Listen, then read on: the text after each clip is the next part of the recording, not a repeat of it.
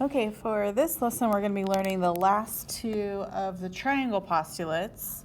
The first one is angle, side, angle. So whenever you have two triangles and you know that an angle in red, or I shouldn't even mark it, an angle that they have marked in red, the side that's marked in blue, and the angle in purple, if they are congruent, then the two triangles are congruent. That's enough information. That's all you need to prove that they're congruent. But you have to make sure that the side is in between the two angles. It has to literally be angle, side, angle. If it is not true, then it does not work, okay? So for our first one, which of the two triangles are congruent by angle, side, angle? Explain. So one of these right off the bat stands out to me that will not work, and that would be the right one. And the reason why is this is angle, angle, side, okay?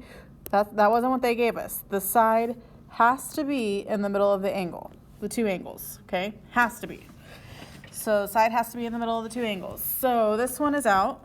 So that would mean those two are congruent because they both have angle, angle, side, side, angle, angle. So let's go ahead and name this. This would be triangle. I'm going to start with the one line of congruency. So angle U, the two lines of congruency V, and the one that has no lines of congruency S is congruent. And remember, the order matters. So start again with the one line of congruency, so angle E. The two lines is next, O, and then the last one would be N. So those two are the congruent triangles for those three. Okay. Now we have a couple proofs to do. They won't be too bad. So on this one, we have your statements and your reasons. And of course, let's start with what they give us. Angle CAB is congruent to angle DAE. Okay. And then BA, the segment BA is congruent to EA. And then angle B and angle E are right angles. Okay. Oh, that's a one, and that is all given. Okay, so let's talk about what they just gave us. And they marked it for us, which was nice.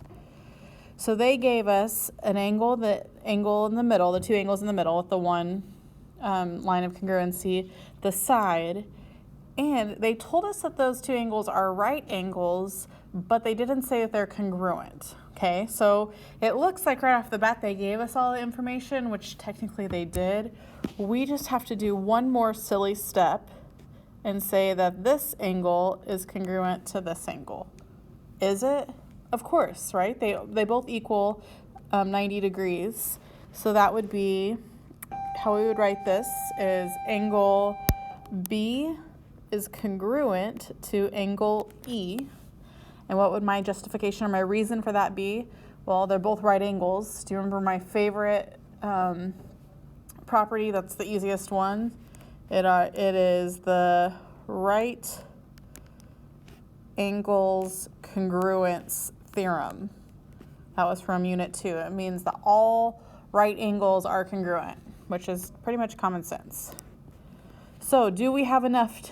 We have an angle, a side in the middle of those angles, and another angle. So yes, we do have enough. So we have enough to prove by angle, side, angle that, and I'm just going to do exactly what they do up here. Don't mess it up because they already have it in order. And so this would be, oh, I didn't mean to switch colors. So this would be triangle ABC is congruent to triangle AED. And that is it. Okay, this next one, okay, so let's get it all set up.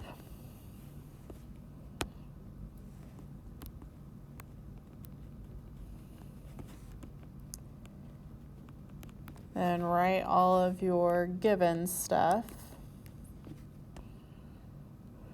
Whew. Okay, so we have angle A is congruent to angle D. Angle B is congruent to angle E. And then segment AC is congruent to segment DF. And they labeled it for us. So looking at these, what did they give me? They gave me a side and two angles. Okay, can we just automatically say angle, side, angle?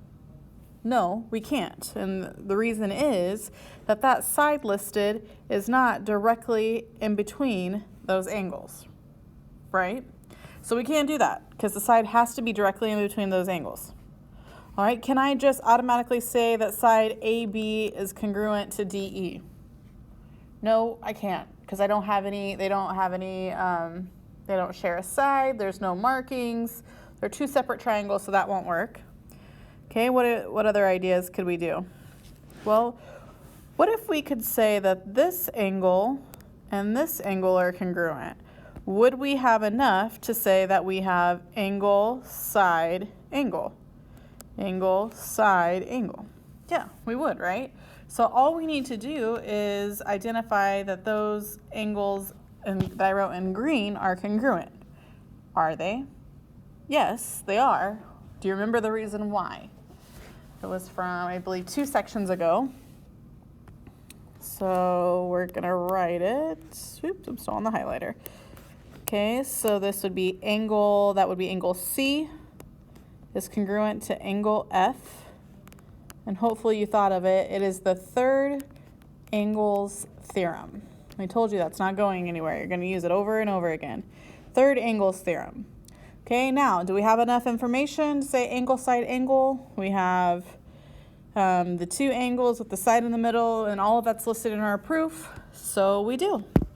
So we're gonna say step 3 is that triangle ABC is congruent with triangle DEF.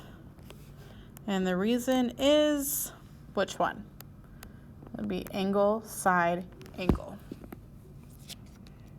Okay, let's go to the next page. Now I'm giving you another one. This is the last of them.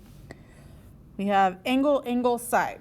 So the order, just like everything else, matters on this one. So you would have to have, and it has to be in order. So we're gonna go angle, angle, then the next one has to be a side.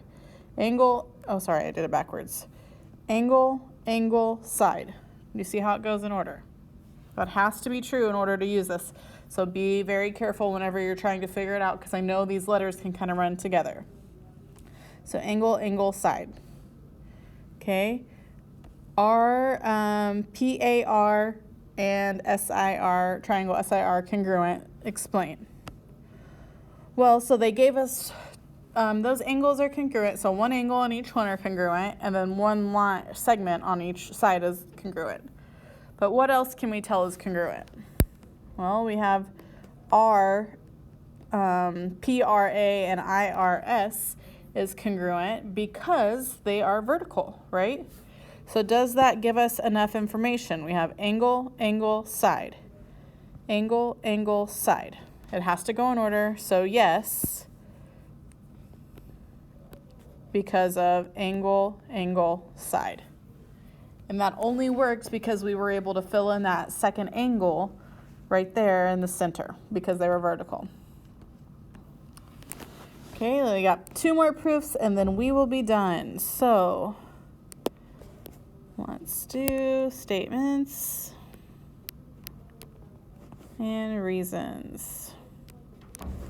So our given is angle M is congruent to angle K, and WM is congruent to RK.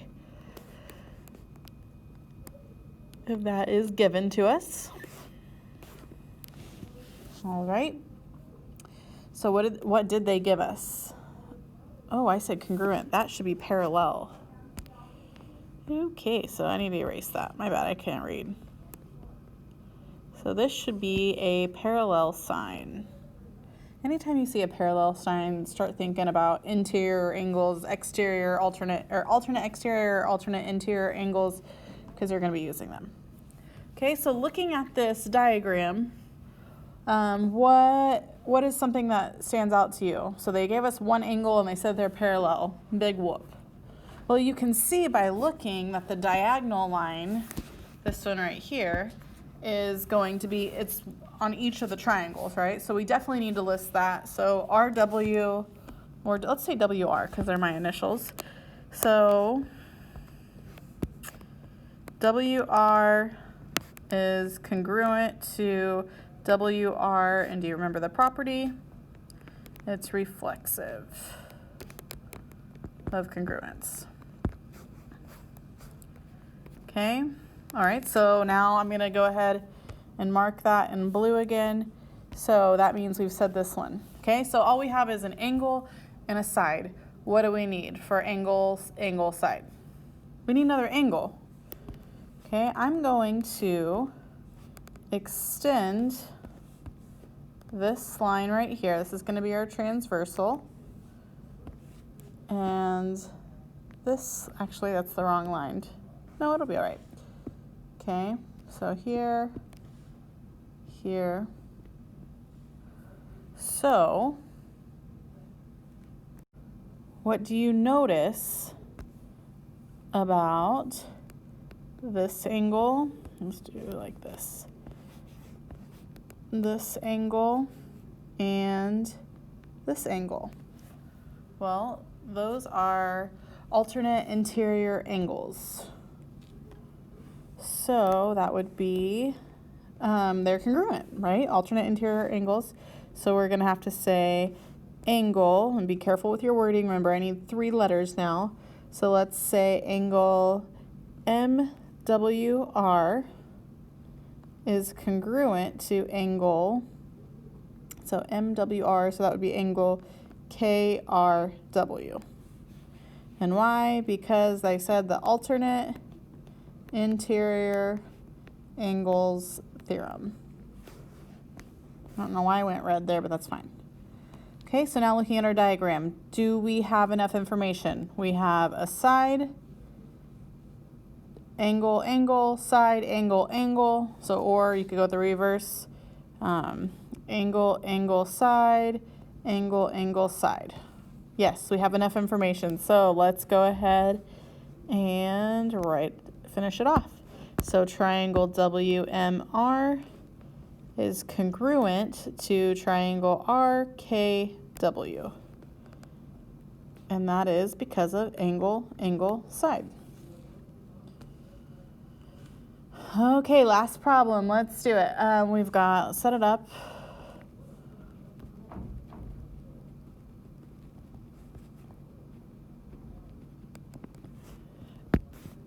All right, so I've got angle S is congruent to angle Q.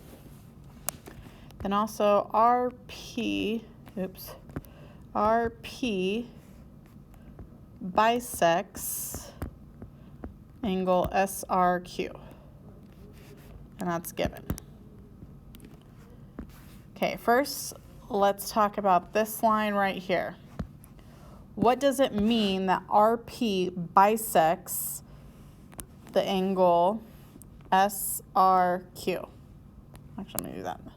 SRQ. Well, that means it cuts it right in half, right? So we need to list that, what that means. So we have step 2, that would be angle SRP is going to be congruent to QRP. And the reason is the definition of an angle bisector, because that's what a bisector does, right? It cuts it in half. Okay, now we've got those angles listed. So now we have 2 angles that are shown congruent. I'm going to write them on my thing, if I can get this to erase. There it goes. So we have those 2 that they already gave us were congruent. And then we also have that this angle is congruent to that angle. Okay, so what else do we need for angle, angle, side? Well, we obviously need a side. Which side can we prove is congruent to the other one? Well, that'd be the middle, right? PR, so the third step is, PR is congruent to PR, and that is the reflexive property. I'm going to use that over and over again. Reflexive property of congruence. So now we have enough information that we said that that line right there is congruent. We have the two sides. So we have angle, angle, side, angle, angle, side. I'm sorry if that looks a little crazy. So we have enough information because we have angle, angle, side. So we have the last step, triangle SRP is congruent to triangle QRP. That is angle, angle, side. And that is all for angle, angle, side, and angle, side, angle.